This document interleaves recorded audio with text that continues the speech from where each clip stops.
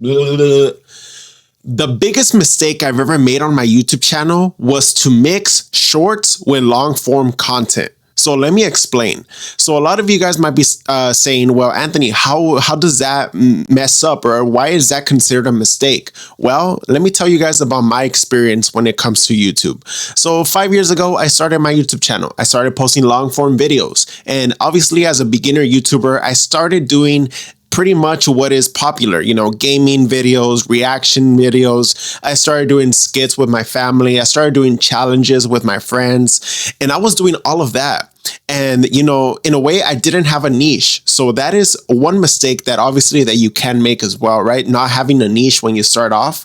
But obviously, a lot of people could still get YouTube success without having a niche, right? Maybe they're just posting random videos, kind of like how Mr. Beast or Ryan Trahan are kind of doing. It wasn't until like 1 year that I was on YouTube where I started focusing on YouTube Shorts. And that was like the new thing that came out. I remember back in 2021, that was like the new thing that YouTube updated on their app, YouTube Shorts, to compete with TikTok. And everyone was hopping on this train of doing YouTube Shorts. Right? There was a lot of channels that started doing YouTube Shorts. There was a lot of channels that just dedicated their whole career to just doing YouTube Shorts. And that's what I started doing. I started primarily just focusing on putting YouTube Shorts. I remember there was a point where I was putting 3 shorts every single day, 7 days a week for the whole year, for the year to come, for the year after that. And that's ultimately what led me to getting 15,000 subscribers. I remember there was a point where I had like 300 subscribers, and then overnight, I gained 200 subscribers. I remember I refreshed my channel and I couldn't believe it. I saw it had jumped to 500 subscribers. I thought to myself, what in the world happened here? And it was because one of my YouTube Shorts decided to jump from like 100 views to like 80K views. At that moment, I was surprised. I was like, what in the world just happened? Like and in my mind, it's funny because, being a small channel, you think to yourself, oh my gosh, it's happening. I'm going viral, right? So that's what happened. And that 80,000 short led to me getting 200 subscribers overnight. And ever since that, oh my goodness, I was hooked. I was just creating YouTube Shorts. I was trying to find different categories to do YouTube Shorts. Pretty much what any small channel would do. They start to double down. They start to just create different YouTube Shorts on different topics, on different niches. And that's what I mainly focused on. It wasn't until I remember there was this point on YouTube where I was just doing illusion videos. And for a lot of you guys that have probably seen them, they pretty much go like this. Let me try to reenact them just so that you guys can see how cringe I was. So pretty much I would put an illusion picture up here. Maybe it was like find the 4 objects in the photo. And pretty much this is what I would do. Okay, I would be like this. Hey guys, there's 4 objects hidden up here. Only 1 in every 2,000 people can find the 4th hidden object. If you're one of the chosen people, let me know in the comments, subscribe, like, and I'll see you guys later. Something like that, right? So obviously with those types of shorts, you motivate people to stay on the short, which was like 15 to 20 seconds. So because they're looking for the 4th hidden object, they'll be on the short looking at the short for the full duration of the 15 to 20 seconds, which meant that YouTube is seeing that people are watching my stuff, which is promoting that channel or my video to a lot more audiences, right? And that's ultimately how I grew from, I remember, like 1,000 to 2,000, then to 3,000, then to 4,000, then 5, then 6, then 7, then 8, then 9. And then I remember I hit 10K. I was so surprised at hitting 10K. I was like, oh my gosh, I hit 10K. And then 11K, and then 12K, then 13K, then 14K is where I stopped. And I was like, man, like, I don't want to be known as an illusion channel. Like, that's not what I wanted to be as a YouTuber. Is like, I don't want to be an illusion channel. That's not what I want to do, So obviously, oh my gosh, it's a little hot. Sorry, guys, it's a little hot in here. But usually I mean, I didn't want to be an illusion channel, which that's what led me to stop and just pretty much just start doing other types of shorts. So then I started doing like food reviews. I started doing food challenges, like a $3 donut with a four versus a $10 donut, and then versus a $20 donut. You know, kind of like that that way of making videos, kind of like BuzzFeed, right? Like Worth It. You know, they would test out like a $2 taco versus a $10 taco versus a $50 or $100 taco. That's pretty much what I was doing. I was doing like cheap versus expensive coffee, non-branded versus branded products. You know, that's pretty much what I was doing. And, you know, that led me to, you know, gain more subscribers, obviously, because, you know, I was getting a lot of good views. I was also doing like shoe reviews. Like I remember I reviewed some of my Crocs, and that video recently just started gaining traction, and now it has over 103,000 views, which is surprising, you know.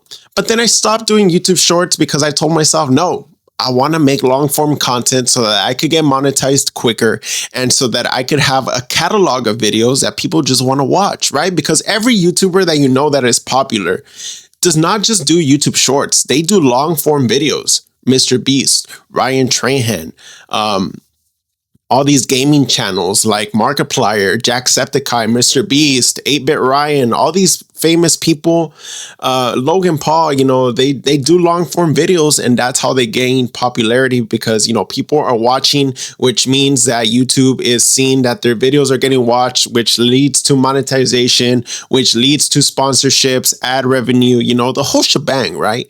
So I stopped at the beginning of this year, 2025. I stopped doing YouTube shorts, and I just primarily focused on doing long form content. And ever since I started doing long form content, I've seen my watch hours go up from from 190 something watch hours all the way to right now, which is over 950 watch hours. That is crazy. Is it anywhere close to 4,000 watch hours? I don't think so, but well, in a way, it's just a quarter of the way there. But I just primarily switched to doing long form content, which honestly, that's the route I want to take.